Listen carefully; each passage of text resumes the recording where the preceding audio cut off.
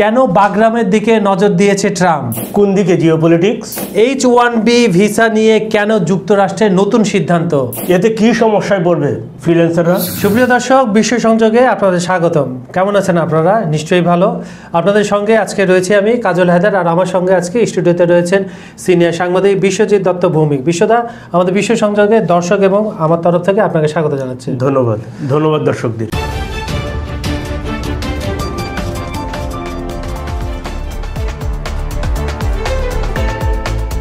আচ্ছা, প্রথমে আমাদের এক দর্শক মঙ্গল মিত্র, উনি দেশের বাইরে সম্ভবত, উনি বলছেন রাশিয়ার নীতি ঠিক আছে, আমরা রাশিয়া আসলে ঠিক আছে যে কথা বলছি।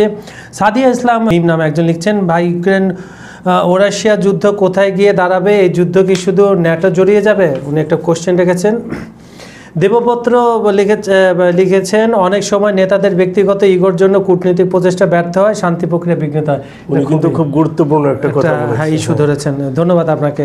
রাজা নামে একজন আমাদের দর্শক লিখছেন, রাশিয়া এখন দ্বিতীয় পরাশক্তি নয়, আমেরিকাকে পেছনে ফেলে রাশিয়া এখন দুনিয়াতে 1 নম্বর পরাশক্তি। আমার প্রশ্ন ওইটাই দাদা, যেটা হচ্ছে হঠাৎ করে আমরা দেখছি এই যে ইউক্রেন, রাশিয়া, ন্যাটো, মার্কিন যুক্তরাষ্ট্র, এইটা নিয়ে গত কিন্তু 6 মাস যাবৎ, যুদ্ধ তো প্রায় 3.5 বছরের বেশি সময় হয়ে গেল, কিন্তু 6 মাস যাবৎ আলোচনা, আশার আলো, আবার হৃদয় ভেঙে যাওয়া, আক্রমণের তীব্রতা বেড়ে যাওয়া, ব্যাপ্তিটা ছড়িয়ে যাওয়া, ন্যাটো একদম সামনে এসে পড়েছে, এখন আর্টিকেল 4 অ্যাক্টিভ।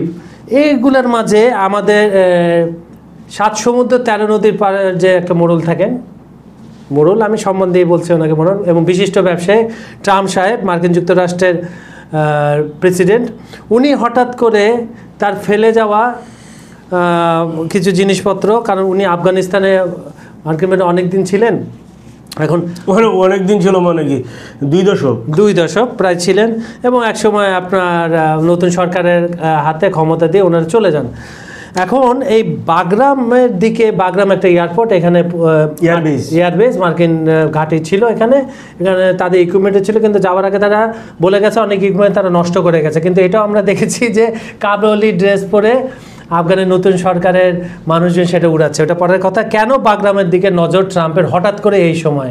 2001 থেকে 2020 পর্যন্ত আফগানিস্তানে ছিল যুক্তরাষ্ট্র, ঘাঁটি করেছে, সেই ঘাঁটিতে নেটও ছিল। আপনি যে জিনিসগুলো নোট নেবেন সেটা হচ্ছে যে আগে যুক্তরাষ্ট্রের ক্ষতিটা একটু দেখি। আফগানিস্তানে $2.5 ট্রিলিয়ন আফগান যুদ্ধের 20 বছরে যুক্তরাষ্ট্রের ব্যয় হয়েছে। কত? $2.5 ট্রিলিয়ন। বিলিয়ন 1000 বিলিয়নে 1 ট্রিলিয়ন, $2.5 বিলিয়ন হচ্ছে যুক্তরাষ্ট্রের খরচ হয়েছে আফগান যুদ্ধে।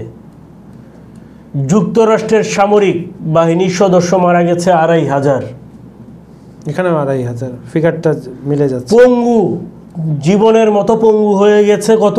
20,000 প্লাস মার্কিন নেটো সেনা। ক্ষতি কি আফগানিস্তানের হয় নাই? আফগানিস্তানের প্রায় 2 লাখ মানুষ নিহত হয়েছে এই বাহিনীর হাতে, বেসামরিক, যোদ্ধা সব মিলিয়ে, সাধারণ জনগণ মিলিয়ে। কিন্তু আফগানিস্তান থেকে ওদেরকে কিন্তু বিদায় করেছে। এবং মজার বিষয় হচ্ছে কি, এই যে যুদ্ধ সরঞ্জাম, কি বিমান, হেলিকপ্টার, ট্যাঙ্ক, বেস স্থাপন, জাহাজ, যা কিছু ছিল সব রেখে পালাতে হয়েছে। উড়োজাহাজ যা কিছু ছিল সব ফেলে রেখে পালাতে হয়েছে। বর্তমান যে আফগানিস্তানের শাসক, তারা হচ্ছে কি বলেছিল যে 7 দিনের মধ্যে আফগানিস্তানের ছেড়ে যেতে হবে মার্কিন বাহিনীকে। পরিণতি কি হয়েছিল? 8 ঘন্টার মধ্যে আফগানিস্তান ছাড়তে হয়েছিল মার্কিন বাহিনীকে। মানে কতটুক অসহায় আত্মসমর্পণ, সেটা হচ্ছে আপনারা নিজেরা বিচার বিশ্লেষণ করবেন। না, আমরা সেই সময় আপনার এখন যদি আসি যে কেন যুক্তরাষ্ট্রকে আফগানিস্তান ছেড়ে যেতে হলো, দীর্ঘমেয়াদী স্থায়িত্বের অভাব ছিল। কারণ এই যুদ্ধ চালিয়ে যাওয়ার মতো যে পারস্পরিক সাপোর্ট, মানে নেটোর যে সদস্যভুক্ত দেশগুলো, তাদের যে সাপোর্ট, এই জিনিসটা দিন দিন কমে আসতেছিল। 2 দশক তো দাদা কম সময় না। ঠিক আছে, এইটা একটা সামরিক এবং অর্থনৈতিক চাপ। $2.5 ট্রিলিয়ন ব্যয়ের পরেও এর পরের সময়গুলোতে এই অর্থনৈতিক সাপোর্ট দেওয়ার মতো কেউ ছিল না। একমাত্র যুক্তরাষ্ট্র ছাড়া আর কেউই এখানে ইনভেস্টেড ছিল না। যেটা হচ্ছে কি আন্তর্জাতিক সমর্থন হারিয়ে ফেলেছিল যুক্তরাষ্ট্র আফগানিস্তান ইস্যুতে। আর যেটা হচ্ছে এই কৌশলগত যে বিষয়গুলো, হ্যাঁ, এখানে ছিল কি চীন এবং রাশিয়া তারা হচ্ছে ফিল্ডে ছিল না, কিন্তু পিছন থেকে আফগানিস্তানের যে যারা হচ্ছে ছিল তাদের পিছন থেকে সাপোর্ট দিয়েছে, বিভিন্ন ধরনের সাপোর্ট তো খালি অস্ত্র দিয়ে সাপোর্ট হয় না। আমি যদি আপনার পাশে থেকে আপনাকে একটা পজিটিভ কথা বলি, সেটা আপনার জন্য কিন্তু একটা সাপোর্ট। যদি আমি বলি যে ট্রাম্প যুক্তরাষ্ট্রের প্রেসিডেন্ট ছিল 2020 পর্যন্ত, 2021 জানুয়ারিতে ক্ষমতা নেন জো বাইডেন। ক্ষমতা নেওয়ার পরে যেটা হচ্ছে আফগানিস্তান থেকে মার্কিন সৈন্যদের প্রত্যাহার করে বা আত্মসমর্পণ করে, যেটাই বলেন আপনারা। তো যেটা হচ্ছে যে এই যে তখন কিন্তু বিশ্ববাসী একটা জিনিস হয়েছিল যে সম্ভবত পৃথিবী থেকে যুদ্ধ শব্দটা একসময় কমবে বা এখন থেকে কমা শুরু হলো। কিন্তু আমরা দেখলাম কি আফগানিস্তান থেকে এই বাহিনীকে ডিপ্লয় করে কি হলো যে অন্যান্য দেশে বাড়িয়ে দেওয়া হলো, মানে যুদ্ধটাকে এক জায়গায় না রেখে বিভিন্ন জায়গায় ছড়িয়ে দেওয়া হলো। এখন যেটা ট্রাম্প বলতেছে কি যে 2021 সালের যে বাগরাম ঘাটির যে বিষয়টা, বাগরাম এয়ারবেজ যে এটা ছিল যে সবচেয়ে বড় ভুল। যদি জিও পলিটিক্সের দিক দিয়ে আপনি দেখেন তাহলে যুক্তরাষ্ট্রের জন্য এটা বড় ভুল। কেন আমি আপনাকে বলতেছি যে চীনের যে জিনজিয়াং স্পর্শকাতর অঞ্চল, কারণ কি এই অঞ্চলে হচ্ছে চীনের পারমাণবিক যে গবেষণা কেন্দ্র হচ্ছে ওই অঞ্চলে চলে। ফলে যেটা হয়েছে কি যে এই অঞ্চলে নজরদারির জন্য এই বাগরাম ঘাঁটি ছিল যুক্তরাষ্ট্রের জন্য উপযুক্ত জায়গা, কারণ কাবুল থেকে 50 কিলোমিটার উত্তরে এবং জিনজিয়ানের খুব কাছে। আর আরেকটা কি হইতো, যা যুক্তরাষ্ট্রকে এটা কৌশলগত একটা বড় সুবিধা দিতে পারতো এই ঘাঁটি। আরেকটা কি হইতো যে পাকিস্তানের সীমান্ত আছে এর সাথে, এখন যেটা যে পাকিস্তানকে যুক্তরাষ্ট্র আরও চাপে রাখতে পারতো স্বাভাবিকভাবে। এখন যেটা পাকিস্তানকে যদি চাপে রাখতো তাহলে আলটিমেটলি ভারতও চাপে থাকতো। এইটা কিন্তু এইখানে কিন্তু যুক্তরাষ্ট্র হেরে গেল। এখন দেখেন যে যারা হচ্ছে আফগানিস্তানের শাসক এখন, তারা এইটাকে যুক্তরাষ্ট্র ট্রাম্প বিষয়টা তো এরকম না যে ট্রাম্প চাইলো আর আফগানিস্তান দিয়ে দিল। আফগানিস্তান তো একটা স্বাধীন রাষ্ট্র, রাইট? কেন দিবে? এদেরকে স্বীকৃতিও তো দিয়েছে অনেক দেশ। আপনার কৌশলগত ভুল নিয়ে আপনি চিন্তা করেন, সেটা আমার চিন্তা করার বিষয় না। বাট যেটা হচ্ছে আফগানিস্তান সরকার তার অবস্থান ক্লিয়ার করে দিয়েছে, কোনো বিদেশি শক্তিকে 1 ইঞ্চি জমি তারা দিবে না, কোনো ঘাঁটি হইতে দিবে না, ঠিক আছে? এখন দেখেন যে সেই দেশের যে জনগণ, তাদের যে অবস্থাটা, তারা কিন্তু একটা জিনিস বুঝে গেছে যে তাদেরকে বিদেশি শক্তিগুলো দশকের পর দশক ব্যবহার করে।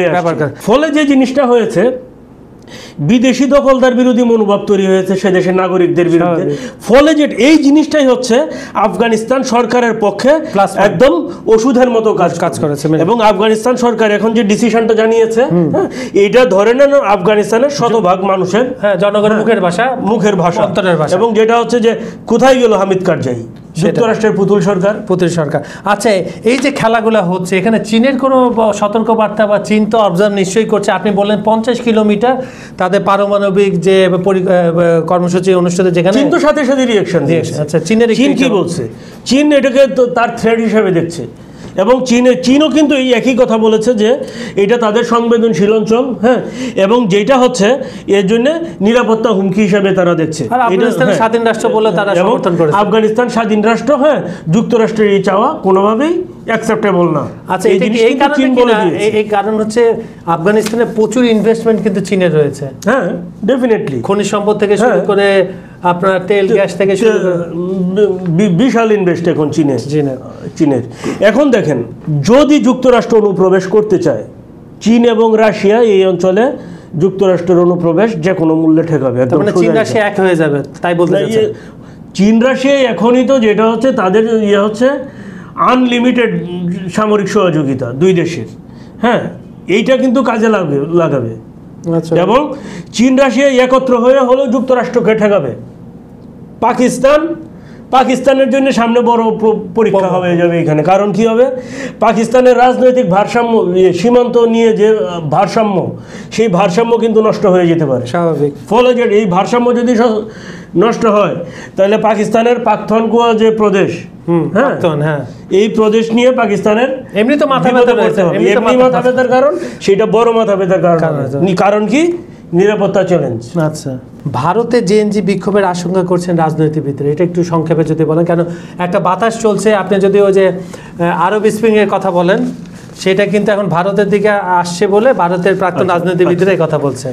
শুনুন, যারা H1B ভিসায় কাজ করতে যায়, যারা প্রফেশনালিস্ট, যারা স্পেশালিস্ট, হ্যাঁ, তাদের জন্য $1,00,000 কোনো বিষয় না, কিন্তু যারা পেশাদারিতে, হ্যাঁ হ্যাঁ, কিন্তু যে ক্ষতিটা হবে যারা হচ্ছে নিয়োগদাতা, তাদের উপর হচ্ছে এটা সবচেয়ে বড় প্রভাব পড়বে। কারণ হচ্ছে কি, তারাই একটা কি চাপে পড়বে এবং তারা ধারণাই করছে এটা একটা বিশৃঙ্খল পরিস্থিতি তৈরি করবে।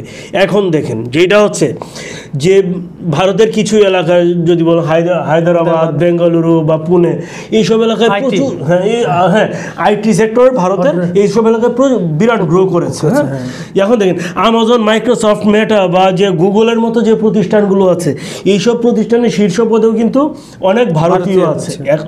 এই প্রতিষ্ঠানগুলো যে কাজটা করেছে, ওরা কিন্তু ওদের কর্মীদের আগেই সতর্ক করে দিয়েছে। ফলে যেটা হয়েছে যে যেসব কর্মী যুক্তরাষ্ট্রে হচ্ছে H1B ভিসায় ভারতীয় নাগরিক কর্মরত আছে, তো তারা কিন্তু সতর্ক হয়ে গেছে। কিছু মানুষ হচ্ছে যে একদিনের নোটিশেই নিয়ম কার্যকর করার ফলে কিছু মানুষ হচ্ছে বিমানে ওঠার পরে বিমান থেকে নেমে গেছে, যে কেন আমি যুক্তরাষ্ট্রকে $1,00,000 দিব, নেমে গেছে বিমান থেকে। তার মানে কি দাঁড়ালো, যে সাময়িকভাবে হয়তো এটা একটা চাপ সৃষ্টি করছে, কিন্তু এইটা যে আপনি যেটা বললেন টেকো, হ্যাঁ, টেকোর প্রভাব এটাতে আসলে কাটাইতে পারবে না। এটা কিন্তু যুক্তরাষ্ট্র জানে, যুক্তরাষ্ট্র এটা জানার কারণেই কিন্তু যে সাথে সাথে যেটা করেছে, যে আফগানিস্তানের ইস্যু টেনে নিয়ে এসছে। আরব স্প্রিংয়ের কথা আপনার নিশ্চয়ই মনে আছে, যেটা শুরু হয়েছিল মিশর থেকে, সেটার প্রভাব নেপাল। গুরুত্বপূর্ণ একটা কথা বলেছেন, আরব স্প্রিং এর ফলাফলও কিন্তু আমরা দেখেছি, খুবই ভয়াবহ, এবং সেইখানে আরব বসন্ত কিভাবে বিতাড়িত হয়েছিল, আর সাজার পরিমাণ, যে হাজার হাজার মানুষের সাজা, সেটাও কিন্তু আমরা দেখেছি, সেটা কিন্তু ভুলে গেলে চলবে। আচ্ছা, এটার প্রভাব কিন্তু এখন এশিয়ার মধ্যে পড়েছে, আপনার ইন্দোনেশিয়া, সেটা কার কাজ সেটা আপনিও নিশ্চয়ই জানেন। এখন এটা ভারতের প্রাক্তন যে রাজনীতিবিদরা আছেন, সাবেক বিভিন্ন কর্মকর্তারা আছেন, তারা এই ভয়টা করছে যে ভারতীয় জেএনজি বিক্ষোভের আশঙ্কা রয়েছে। কারণ আমরা ভারতে এতদিন দেখেছি যে কৃষকদের বিদ্রোহ, ট্রাক্টর নিয়ে দিল্লি ঘেরাও, আপনার পাঞ্জাব থেকে বিভিন্ন জায়গা থেকে আসছে। এখন এই যে জেএনজির যে কথাটা হচ্ছে, এটা আপনি কতটুকু সমর্থন করেন বা কতটুকু সম্ভাবনা দেখছেন? শুনুন, তেলেঙ্গানা সরকার ভারতের 400 একর বনভূমি বিক্রি করতে চাইছিল, এবং এই জেএনজি এবং হায়দ্রাবাদ সেন্ট্রাল ইউনিভার্সিটির স্টুডেন্টরাই কিন্তু ভার্চুয়াল মিডিয়ায় এইটা নিয়ে প্রথম প্রোটেস্ট করে, এবং এক পর্যায়ে এইটা রদ করতে বাধ্য হয় ভারতের তেলেঙ্গানা সর্বোচ্চ আদালত। সুপ্রিয় দর্শক, এতক্ষণ আমাদের সঙ্গে ছিলেন, ধৈর্য সহকারে আমাদের কথাগুলো শুনেছেন, এই জন্য আপনাদের প্রতি আমাদের আন্তরিক ধন্যবাদ, আপনাদেরকে অভিনন্দন। আপনারা আমাদের চ্যানেলটি দেখছেন, চ্যানেলটি ফলো করে অনুষ্ঠানগুলো দেখছেন, কমেন্ট করছেন। আমাদের দুজনের তরফ থেকে শুরুতে ধন্যবাদ দিয়েছিলাম, অনুষ্ঠানের শেষেও ধন্যবাদ দিচ্ছি। আর আমাদের এখানে আরও যদি নতুন নতুন কিছু আপনারা জানতে চান, আমাদের কমেন্টে জানাবেন, আমরা চেষ্টা করব সে ব্যাপারে পরিপূর্ণভাবে তথ্যবহুল আলোচনা তুলে ধরার জন্য। আজ এখানে বিদায় নিচ্ছি, আপনারা সবাই ভালো থাকবেন, আর আমাদের ভিডিওগুলো লাইক, কমেন্ট, শেয়ার করুন, আমাদের চ্যানেলটি সাবস্ক্রাইব করে রাখুন। আজ এখানে বিদায় নিচ্ছি, সবাই ভালো থাকবেন, নিরাপদে থাকবেন, সুস্থ থাকবেন। ধন্যবাদ সবাইকে।